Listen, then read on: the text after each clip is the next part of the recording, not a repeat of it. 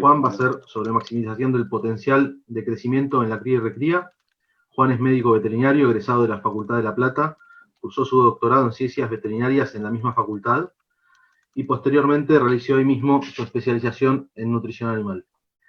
Trabajó como docente en la Facultad de Veterinaria de La Plata, en las cátedras de Fisiología Veterinaria y Nutrición Animal, y también desarrolló actividades en el área de investigación del Instituto de Genética Veterinaria del CONICET. Desde el año 2016, Juan está trabajando en el área técnica de nutrición de rumiantes para el sector privado y actualmente es gerente del área de bovinos de la firma Bioter. Juan, tenemos tu presentación en pantalla. Habilitate el micrófono si no lo hiciste y adelante. Muchas gracias. Gracias, Fernando. Me avisan si me escuchan perfecto. Yo escuché perfecto. Bueno, ahí les dejo mi presentación, aunque ya Fernando bien me presentó. Por ahí el título de las charlas, probablemente se hagan alguna pregunta con el tema feedlot, qué vinculación tiene. Básicamente, la vinculación es que dentro de la cadena de producción de carne vacuna, una de las brechas tecnológicas más grandes que uno ve es en la primera etapa de crecimiento de los animales, donde por ahí menos tecnologías se están invirtiendo y menos foco se está haciendo. Y si extrapolamos la cadena de producción de carne de otras especies, ya sea cerdos o pollos, vamos a ver que estas primeras etapas de vida son cruciales para el éxito o fracaso de la cadena de producción de carne. Así que por eso el término maximización de potencial de crecimiento durante la etapa de cría y recría, pero sobre todo haciendo mucho hincapié en los primeros 6 meses de vida. Los objetivos de esta charla van a ser revisar brevemente, nada de detalles, lo que es la fisiología del crecimiento, ver cómo el ritmo de crecimiento, qué efecto tiene productivo y reproductivo en los primeros 6 meses de vida, y remarcar la importancia del ritmo de crecimiento durante la etapa de cría, ¿sí? Todos estos van a ser, digamos, evaluados para su efecto posterior. Muy bien, esta primer filmina la van a ver en todas las presentaciones que yo dé, sea de la especie que sea y la categoría que sea. Es básicamente un esquema de nutrientes que debemos estar siempre tener muy presentes a la hora de estar en un establecimiento y de tomar decisiones, ¿no? Como primer nutriente, lo que nunca nos debemos olvidar, y ahí también hago autocrítica, por eso siempre lo escribo, es tener muy presente el tema del agua. El agua puede ser una limitante muy grande, sobre todo para lo que vamos a estar hablando ahora, para la eficiencia de un feedlot, para la eficiencia de un tambo, para cualquier producción que cuanto más desafías, probablemente el agua impacte aún más. Y en este sentido, el agua como principal nutriente debemos tenerla en abundancia. En cantidad sería que el agua sea limpia y de calidad. Muchas veces cuando uno llega a visitar a un cliente, le pregunta si se anima a tomar agua de la bebida. En el 99% de los casos no se animan porque no consideran que las condiciones sean óptimas para el consumo. Bueno, ahí hay un área para laburar bastante, que es en agua de calidad, obviamente por análisis, y después el mantenimiento de esas aguadas que estén limpias es fundamental. El segundo factor a tener en cuenta dentro de cualquier producción intensiva y por ahí tampoco no tan intensiva, es el consumo de materia seca, ¿sí?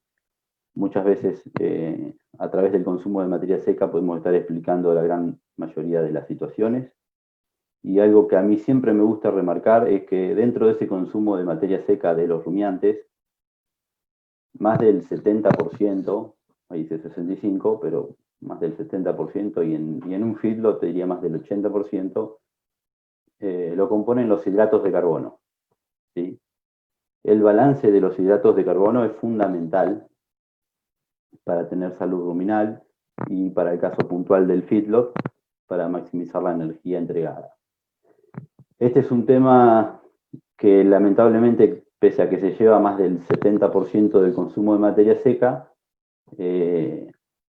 con menos investigación, si se quiere, si nos ponemos a hablar desde el lado de la proteína y de los minerales.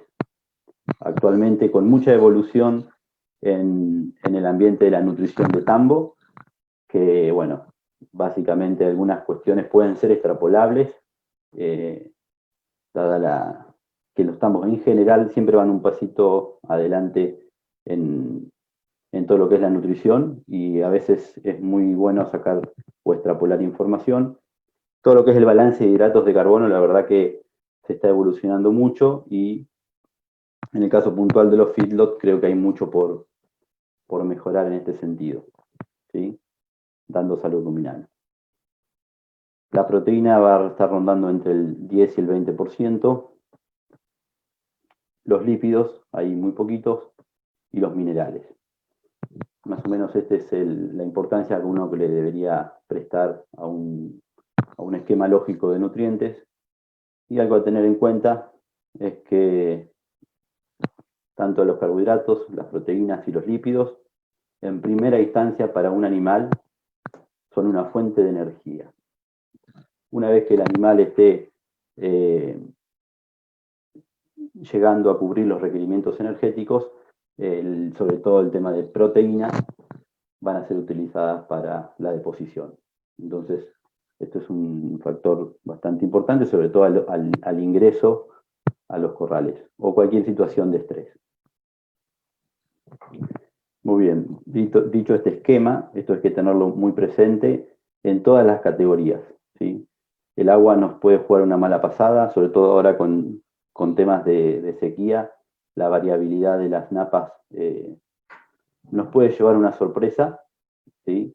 Y básicamente en la experiencia del día a día hoy nos está sucediendo, a mí me ha pasado ya en lo que va del año, algunas problemáticas con agua de lugares o feedlot que no las venían teniendo, hoy tuvieron que salir a buscar alternativas.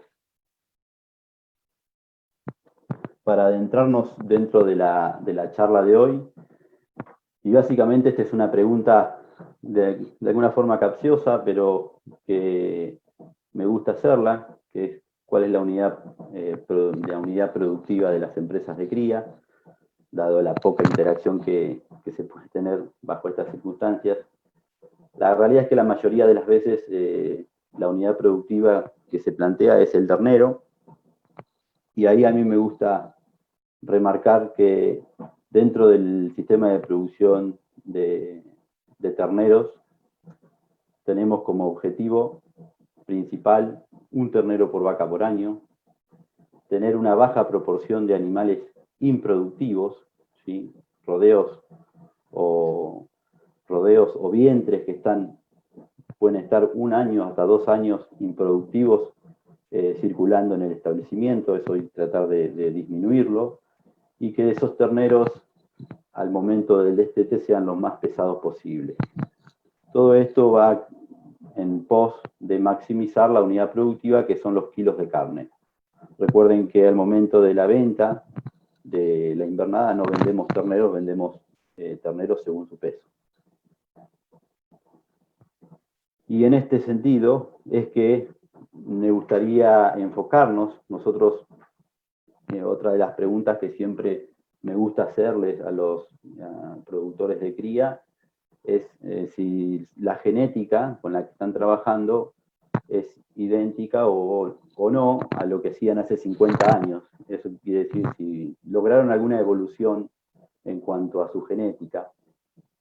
Y la realidad es que la mayoría de las veces, con mucha acierto, plantean que no, que hay una evolución bien manifiesta de lo que es su genética, su rodeo. Y muchas veces la realidad es que no es esa genética que ha evolucionado, no es acompañada de la misma manera con cuestiones de manejo y sobre todo de nutrición, y a veces esos animales no logran expresar su capacidad genética, ¿sí? Creo que eso pasa por... Y teniendo en cuenta la cría, acá es un título de un trabajo de Bagley del año 93, que es interesante traducirlo porque habla de que los sistemas de cría en realidad son empresas que producen vacas o producen vientres y terneros de carne, básicamente. ¿Sí? Entonces estamos hablando de una empresa que se dedica a la producción de terneros de carne, y dentro de la cadena de producción de carne vacuna, creo que es el momento, o es es el eslabón con mayores oportunidades de mejora que tiene la cadena. Claro, con una brecha tecnológica bastante amplia. Bagley en este trabajo plantea que cualquier empresa que se dedica a la producción de vacas y de terneros debe tener como objetivo fundamental destetar los terneros que se acerquen, o lograr que esos terneros se acerquen a su máximo potencial genético, ¿sí? Básicamente porque por eso se está invirtiendo en genética, y lograr que las vaquillonas tengan su primer parto a los 2 años de edad. De esta forma se optimiza la eficiencia en el retorno económico del sistema. La realidad es que esta situación, sobre todo lograr que el primer parto se dé a los 2 años de edad, muchas veces es una cuestión que genera bastante mal humor en ambientes donde han tenido esta experiencia y no les ha ido muy bien. Con lo cual, creo que hay que darles herramientas, hay oportunidades para mejorar, y que se pueda dar esta situación, hay que plantear como objetivos a mediano y largo plazo de que hay muchas vacas o vaquillonas que la realidad es que cumplen 3 años y todavía no han realizado un ciclo, y es una cuestión me ha pasado con experiencia vivida. Por otro lado, los Pichard en el año 1989, ya hace muchos años, plantea que los ingresos brutos de estos sistemas de cría son altamente dependientes de la producción de terneros lo más pesado posible, obviamente. Y dentro de las herramientas que cuentan estas empresas productoras de terneros de cría, el creep feeding es el método que permite aumentar la ganancia de peso predestete y mejorar el peso y condición corporal de la vaca y velocidad de preñez de la misma. En este sentido, hay que remarcar que el efecto sobre la vaca puede ser un efecto secundario cuando se hace el creep feeding, pero en todo caso o hay efecto o el efecto es nulo, pero nunca un efecto negativo de realizar creep feeding sobre la vaca. Cuando hacemos creep feeding, que es la alimentación del ternero al pie de la madre, estamos pensando básicamente en el ternero. Esta gráfica básicamente lo que trata es de explicar el concepto de usar creep feeding en los terneros al pie de sus madres. Tenemos en línea celeste la producción de leche, que llega a su pico a los 60 días, y en línea verde los requerimientos de los terneros, que crecen en forma exponencial.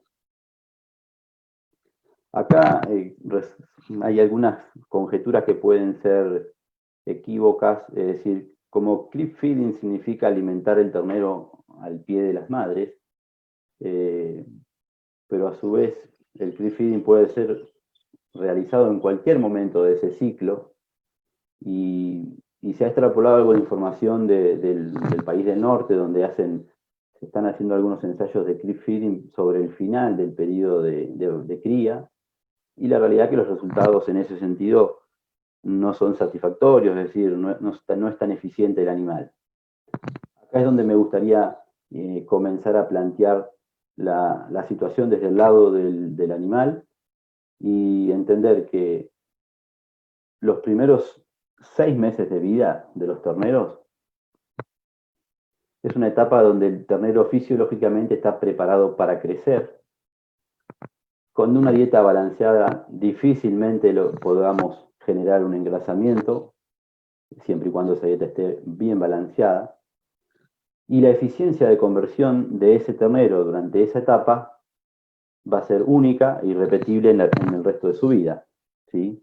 Y esto, como vuelvo a remarcar del principio, en otras producciones de carne, la primera etapa de vida es donde tratan de sacar el mayor provecho posible, porque básicamente les permiten producir kilos de carne de forma muy eficiente. En este caso, los terneros, cuando a partir de los 60 días de la producción de la madre empieza a descender y sus requerimientos siguen creciendo en forma lineal, tienen que tener una oferta de alimento disponible para cubrir ese requerimiento. Si la única oferta disponible es forrajes, van a lograr compensar parte de ese potencial de crecimiento, pero nunca van a llegar a un 100%. Básicamente, por su potencial genético, necesitan tener un alimento concentrado que les permita maximizar el consumo y por ende cubrir ese requerimiento o maximizar el potencial de crecimiento. Este es el concepto de por qué realizar creep feeding. Este concepto que se plantea acá, básicamente lo que va a hacer que ese animal tenga un peso mayor al destete, conozca el comedero y me permita un manejo posterior muy superior, más allá del solo efecto de maximizar el peso a los 6, 7 meses. Poniéndonos en lo que es la fisiología del crecimiento, nosotros tenemos dentro del crecimiento, obviamente es un crecimiento fetal, y después ondas de crecimiento que según etapas de ese ternero, esas ondas de crecimiento predominan en unas o en otras. En la etapa de cría, que es la que nos vamos a enfocar, fíjense las ondas de crecimiento de importancia productiva, como es el hueso, como es la deposición de músculo fundamentales, y ya en la recría, esas ondas de crecimiento de músculo y grasa empiezan a estar cerca.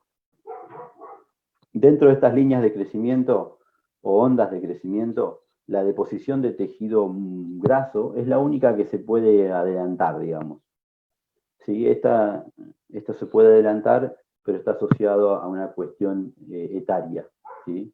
Un animal que esté dentro de sus primeros 6 meses de vida difícilmente pueda generarse engrasamiento precoz, a no ser que estemos haciendo una dieta muy desbalanceada, es decir, que esté suplementado con un nivel de hidratos de carbono muy alto y con muy bajo nivel de proteína. ¿Sí? Esto hace que tengamos que manejarlo. De estas curvas de crecimiento, gracias a Dios, en bovinos, la única que se nos puede llegar a mover según plano nutricional es la deposición de grasa. No así sucede en otras especies, por ejemplo, por la selección genética, los pollos tienen bastante superpuestas las líneas de crecimiento ósea y muscular, y eso hace que a veces el tejido óseo no pueda soportar al tejido muscular por una desincronía en este sentido, y bueno, gracias a Dios en bovinos, por selección genética, no hemos llegado a esta situación. Pero es importante remarcar que durante la primera etapa de cría, los terneros difícilmente podamos lograr engrasamiento. Es importante maximizar el potencial de crecimiento de ese animal. La eficiencia de conversión de esos terneros es muy positiva y el costo del kilo ganado difícilmente pueda ser mejor en otro momento de su vida. Todo esto lo planteo porque la mayoría de las veces que queremos suplementar a un ternero al pie de su madre, lo primero que se evalúa es que es un costo y jamás como si estuviéramos haciendo una inversión. Y básicamente dentro de la cadena de producción de carne vacuna es la etapa más eficiente para producir carne, ¿sí? Esto me gusta que quede bastante remarcado, ¿sí? Esto básicamente es, a modo de ejemplo, que las hormonas de crecimiento, la somatotrofina, tiene un efecto obviamente metabólico anabólico, es decir, de deposición de tejidos y de crecimiento, siempre y cuando haya un balance energético positivo que estimule la liberación del IGF-1, que es el factor de crecimiento similar a la insulina de tipo 1.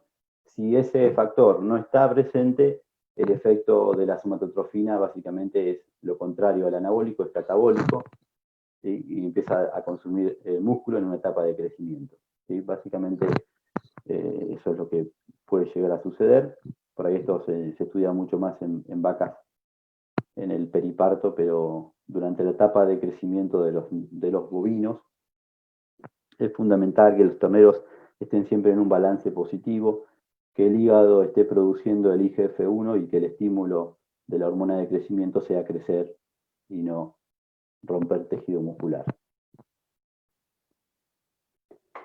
Esto es un modelo teórico del sistema de cría, donde se arranca de un rodeo con números redondos de 100 vacas, donde en un año X ese rodeo tuvo un 85% de preñez, con un peso al nacimiento de 35 kilos, y un destete anticipado a los 4 meses o 120 días, con un porcentaje de destete sobre el total del rodeo del 81%, donde ese año puntual se destetaron 81 terneros, que pesaron 100 kilos cada animal. Nos da una ganancia de 540 gramos desde el nacimiento hasta los 120 días.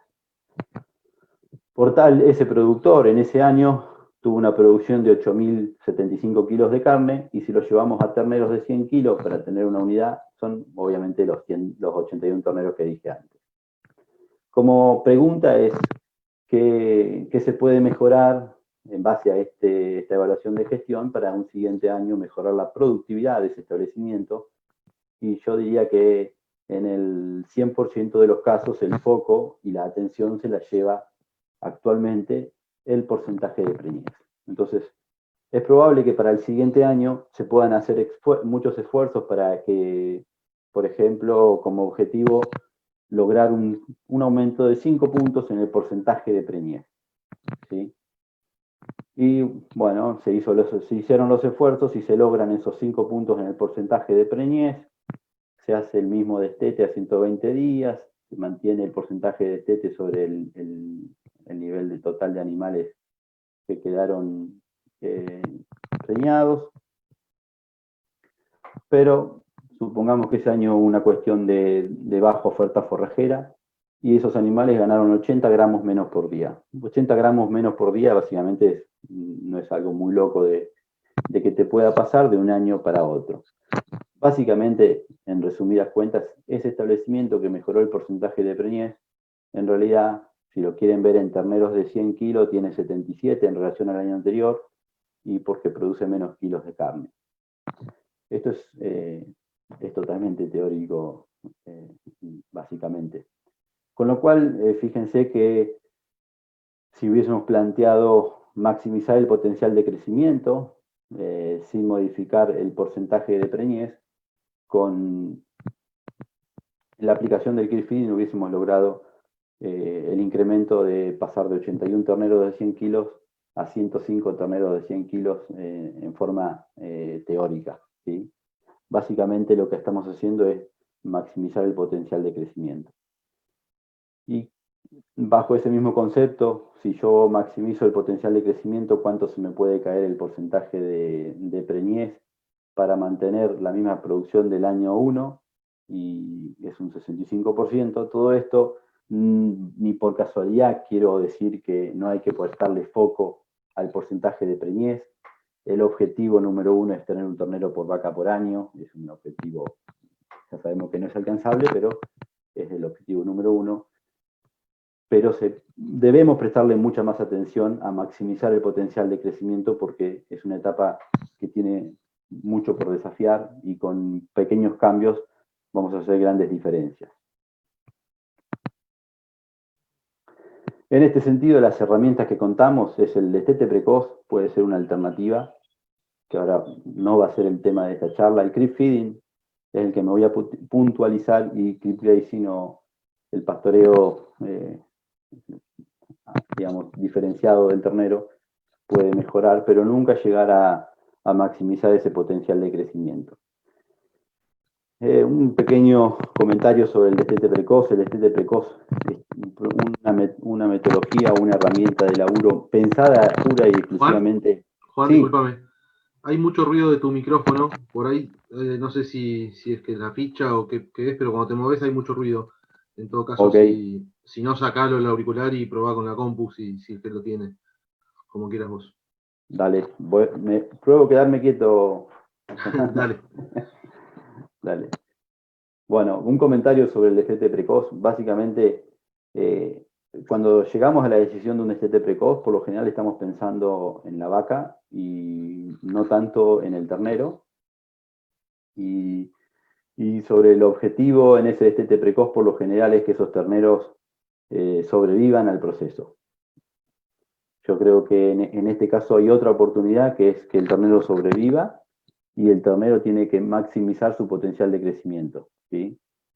Hemos hecho algunos ensayos y la realidad es que el costo del kilo ganado de un destete precoz, maximizando el potencial de crecimiento, es muy positivo, ¿sí? Es bastante superior al costo de producir kilos a nivel de corral en la etapa de terminación. Pero bueno, es un comentario sobre destete precoz que lo podemos dejar para otra oportunidad. En el caso puntual de creep feeding, para maximizar el potencial de crecimiento, es lo que estuvimos desarrollando hasta recién. Y acá me gustaría presentar un trabajo hecho en Argentina, en la cuenca deprimida del río Salado, de Fernando Garracino, del año 2004, donde se realizaron 4 tratamientos. ¿Sí? El tratamiento 1 fue creep feeding, desde los 2 meses de vida hasta los 7 meses de edad. El tratamiento 2, combinación de creep feeding y destete anticipado, es decir, a los 120 días. El tratamiento 3, una suplementación hasta los 4 meses. Y el tratamiento 3 es simplemente destete anticipado sin creep feeding previo. Y el tratamiento 4 fue el sistema tradicional de cría, donde el ternero se queda al pie de la madre hasta los 7 meses y se desteta. Acá están los resultados, la verdad que son de un amplio margen, y yo creo que acá es la gran brecha tecnológica que tenemos con la gran cantidad de terneros que se producen, y puntualmente en la cuenca donde está hecho este trabajo, donde está la cuna de la cría, creo que hay una oportunidad de mejorar la producción de carne en forma amplísima. El ensayo o el destete, o el creep feeding, perdón, arrancó en noviembre, donde figura ahí a los 2 meses de edad, y ya en diciembre, un mes después, se podía ver o se evidenciaba sobre el peso de los terneros o tendencia o diferencia significativa.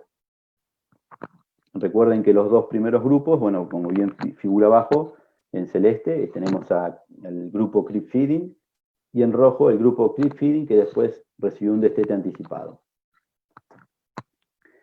El grupo celeste, que continuó con creep feeding hasta los 7 meses de edad, fue el que más se destacó en peso al destete, llegando casi a los 230 kilos, contra un tradicional que apenas superó los 170 kilos, que es lo más básico, más clásico de la cuenca del Salado. Esto representó un incremento de 26% en el peso, ¿sí? Esto es una brecha muy amplia de producción de carne, y arrancar con un ternero, los que reciben un ternero de arriba de 200 kilos o por debajo de 200 kilos a corral, saben bien la diferencia que eso conlleva para la adaptación y para todo lo sanitario. Y si a eso le sumás que viene pesado y conociendo los comederos, es todo un paso gigantesco dado antes de ingresar al feedlot. Por eso yo creo que las empresas que se dedican a la engorde a corral tienen que prestar mucha atención, muchísima atención a la vida previa de esos terneros, que le va a permitir ser mucho más exitosos según el origen de los mismos. Si evaluábamos estos terneros en creep feeding en cuanto a la ganancia diaria de peso, esa ganancia diaria de peso ya en el primer mes de realizar creep feeding, las diferencias fueron significativas y así se mantuvieron hasta el final, donde las diferencias globales fueron ampliamente significativas entre los animales que reciben creep feeding, que son el grupo 1 y 2, y los que no reciben creep feeding, que son 3 y 4. Ahora bien, por lo general el creep feeding, la mayor crítica que recibe es el costo, que supera los beneficios. La realidad es que es muy difícil que eso suceda, porque el índice de conversión de los terneros es excelente y cuando se hacen los números la realidad es que siempre es beneficioso. Lo que no hay que confundir es que el creep feeding arranca a los 2 meses de vida y no arranca a los 4 ni arranca a los 6. ¿Sí? Les comento esto porque en Estados Unidos por ahí que se está trabajando mucho sobre la calidad de carne y especialmente marbling. Están viendo que el momento de mayor implicancia del marbling, ellos están haciendo el destete con un nivel de estrés y están queriendo zafar de eso a través del creep feeding. Y ahí lo que evalúan es que un ternero superando los 6 meses de vida, obviamente los costos de alimentación se disparan. No es el caso de la realidad que yo planteo en este escenario y que creo que en Argentina tenemos un montón por hacer, dado que tenemos la producción de alimentos y tenemos un montón de terneros de cría para maximizar ese potencial de crecimiento. Esto es un ensayo de creep feeding tomado de Estados Unidos de Pichard, muy viejo, pero básicamente lo que podemos apreciar ahí, que si el creep feeding se hace hasta los 6 meses de vida de los terneros, el consumo nunca es exageradamente alto, logran ahí a los 180 días un consumo de materia seca máximo de 2 kilos, donde la mayoría del tiempo podemos decir que el ternero en promedio estuvo consumiendo entre 700 a 1 kilo de materia seca de alimento suplementado. Lograr las diferencias de peso que mostré en el trabajo anterior más que justifican la realización del mismo.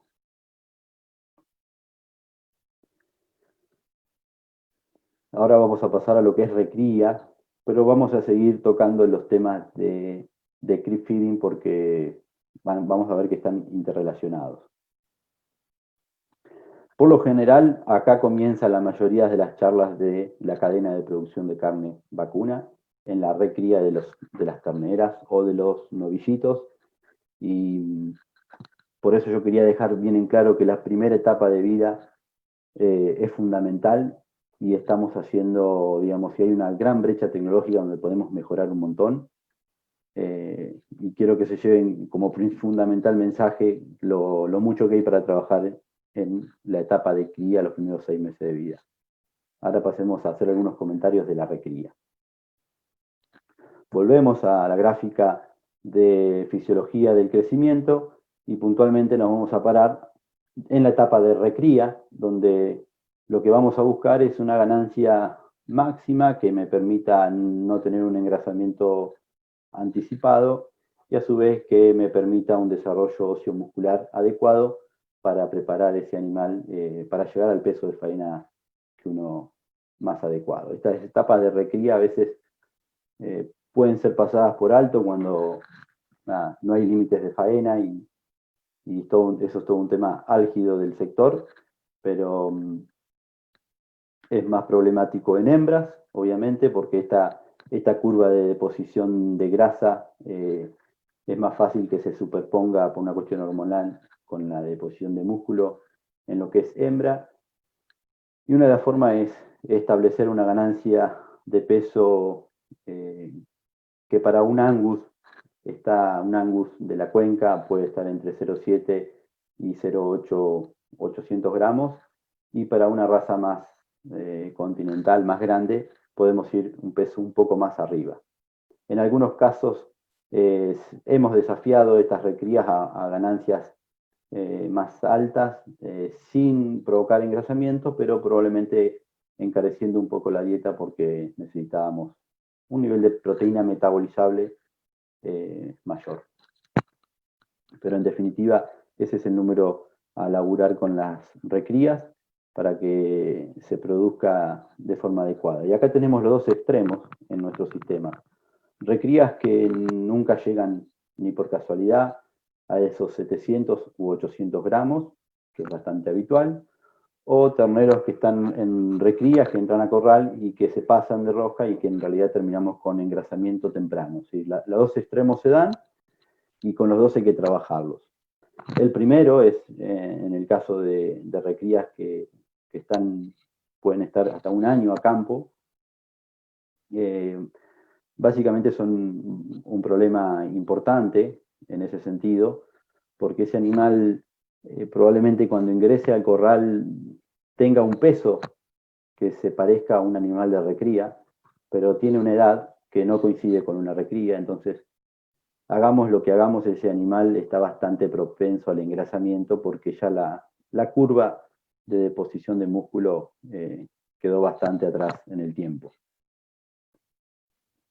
Y básicamente por las dos vías, ya sea porque la recría fue muy pobre o porque la recría se pasó de energía, tenemos el riesgo de irnos hacia el novillo de la derecha de su pantalla, que básicamente es lo que no queremos hacer, ¿sí? Que es bastante frecuente esta problemática en los sistemas de engorde a corral, el sobreengrasamiento. El sobreengrasamiento se puede elaborar sobre la dieta a corral, pero hay un montón de cuestiones que vienen arrastradas de tiempo atrás que difícilmente puedan ser manejadas por ese feedlot, más que ir a buscar la hacienda adecuada que permita una mayor deposición de músculo. Y ahí hay que recordar que 1 kilo de grasa casi no necesita agua para su deposición. La grasa como tal, el tejido adiposo, tiene muy poca cantidad de agua. A diferencia de 1 kilo de músculo, lleva casi un 80% de agua, y eso hace una gran diferencia en la eficiencia de la ganancia diaria de peso de depositar carne o depositar grasa. Estos dos animales, pese a que tengan el mismo peso, van a tener una eficiencia bien distinta, y bueno, los que están haciendo engorda corral lo tienen bastante evaluado.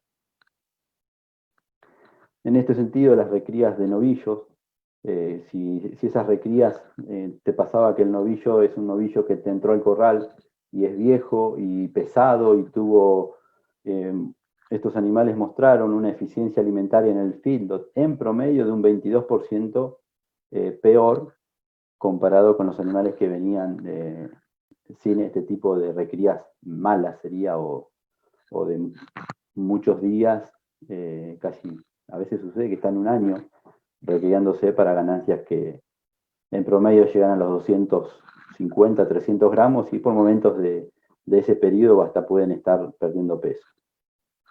A diferencia de esto, si el ganado vacuno es colocado en feedlot al destete, la eficiencia en la producción a feedlot mejora en un 10% que animales que venían de pastoreo.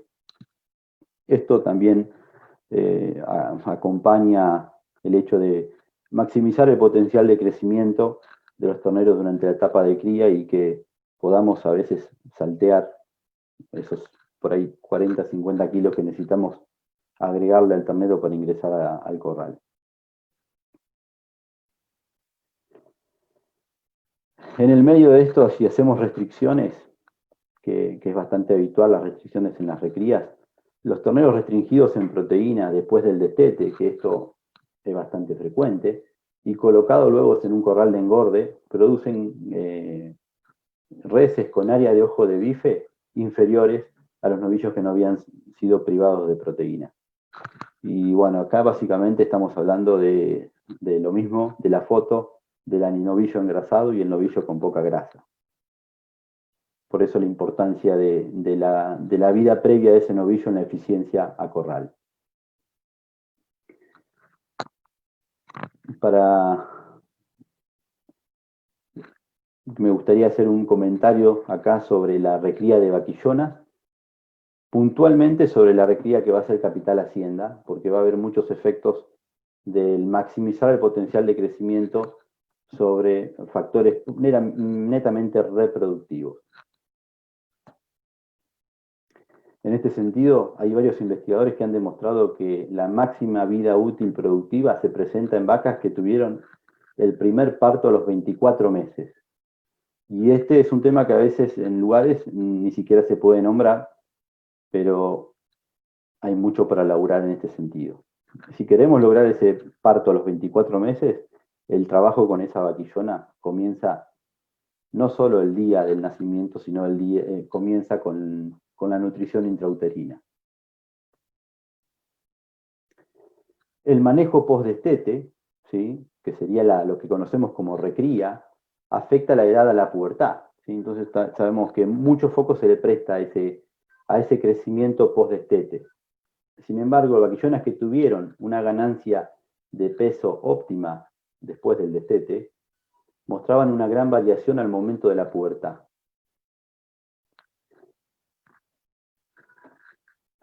Mucho menos atención se le está prestando al crecimiento predestete, y esto es fundamental. Vaquillonas que tuvieron un crecimiento acelerado desde el nacimiento hasta el destete acortan la edad de la pubertad. Incluso esta situación la podemos lograr con un destete precoz, con una dieta concentrada que maximice ese potencial de crecimiento. ¿Sí? Básicamente acá estamos logrando, si nosotros no hacemos ningún cambio en la nutrición y en el ritmo de crecimiento de las terneras, difícilmente podamos pensar en un entore a 15 meses, ni por casualidad. A su vez, Discúlpame, ¿cómo estás? Juan, un segundito. ¿Podemos meterle un poquito de ritmo, que nos quedan 10 minutos? Si podemos acelerar, así llegamos al final. Gracias, Juan. Ya estamos terminando. A su vez, la fertilidad de las vaquillonas se reduce casi en un 21% si la realizamos la primera inseminación dentro del celo de la pubertad, comparado con vaquillonas inseminadas al su tercer estro. Son trabajos bastante viejos, con lo cual el objetivo es que las vaquillonas alcancen la pubertad 1 a 3 meses antes del inicio del servicio. Si no hacemos una maximización del potencial de crecimiento, difícilmente lo podamos lograr. Una cuestión es que también ayudan a maximizar este potencial de crecimiento es el uso de aditivos, un aditivo muy viejo como es la monensina, que tiene mucho mayor efecto cuando los animales están a pasto que cuando están a corral, por el efecto metabólico a nivel ruminal de mayor propiónico, y esto también se ha asociado a que las vaquillonas tengan una mayor velocidad en la precocidad. A modo de ejemplo, y cuál es la brecha tecnológica que uno podría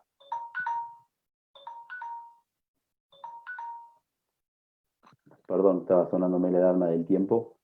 Esto es de la rural del año 2017. A modo de ejemplo, fíjense, un toro de 9 meses de edad que pesaba 400 kilos, una ganancia de peso desde que nació hasta ese momento de 1,4 kg. Lo mismo para un toro de 11 y de 13 meses. Esto básicamente a mí me habla de una gran brecha que tenemos en la cadena de producción de carne. No quiere decir que tengamos que ir a esto, pero tenemos mucho por mejorar en este sentido. Y para terminar esta charla, me gustaría enfocarme en la primera etapa, que es el crecimiento fetal, y qué estamos haciendo y en qué realidades a veces nos encontramos, dónde se encuentran las vacas en ese último tercio de gestación, que es donde se produce la maximización del crecimiento del ternero. Esto es bastante frecuente, sobre todo en zonas de San Luis. Esto es un típico campo de llorón diferido de vacas de cría en el último momento de la gestación. El pasto llorón evaluado según un nivel de proteína bruta y digestibilidad de la materia seca. Fíjense cómo cae a medida que pasa el año. En agosto, julio, agosto, septiembre, donde se pueden llegar a producir los partos, el nivel de proteína es muy bajo. Y ese campo que vimos en la foto, yo me tomé el laburo de hacer análisis, ¿sí? Y para poder caracterizar cómo se comportaba metabólicamente sobre esa vaca, ¿sí? Ese pasto llorón a mí me dio que tiene una digestibilidad a 30 horas del 30% y a las 240 horas todavía el 45% de ese pasto llorón permanecía en el rumen, es decir, esos son 10 días. Esto básicamente está rozando la insuficiencia bioquímica ruminal. Como a modo de ejemplo, y cuál sería la antítesis de este pasto llorón, tenemos una evaluación del ryegrass, ¿sí? Un ryegrass en pastoreo, fíjense la digestibilidad y que prácticamente desaparece del rumen en 30 horas. Esto también te lleva al otro extremo, donde te falta fibra y que se evidencia bien claro por las diarreas que se pueden llegar a generar, pero lo pongo a modo de ejemplo. Estas vacas en este pasto llorón mostraban una disponibilidad de energía metabolizable de 11 megacalorías y los requerimientos eran 22. Eso quiere decir que se llegaba solamente a la mitad del requerimiento de esas vacas. De las 11 megacalorías disponibles, la vaca requiere 19 megacalorías para el mantenimiento, no lo llega a cubrir, y unas 2.8 para la preñez. En este ambiente está viviendo el ternero en muchos de los campos de cría de la Argentina actualmente. Y lo mismo sucede con la proteína metabolizable. Se está trabajando mucho en este sentido y hay algunos trabajos que no han encontrado efectos en este sentido, pero creo que hay mucho más por laburar porque el sentido común dice que estas condiciones de vida intrauterina probablemente generen un efecto epigenético que lo estemos pagando a largo plazo. Como para concluir esta charla, maximizar el potencial de crecimiento es un objetivo clave para aumentar la productividad de la cría y permitir que los animales expresen su máximo potencial genético. Mejorar los kilos producidos y maximizando la producción de animales productivos. ¿Sí? Básicamente esto va a tener mucho impacto en nuestro engorde a corral. Y muchos sabrán que el origen de la hacienda determina muchas veces el éxito. Muchísimas gracias y estoy abierto a las preguntas que quieran hacer.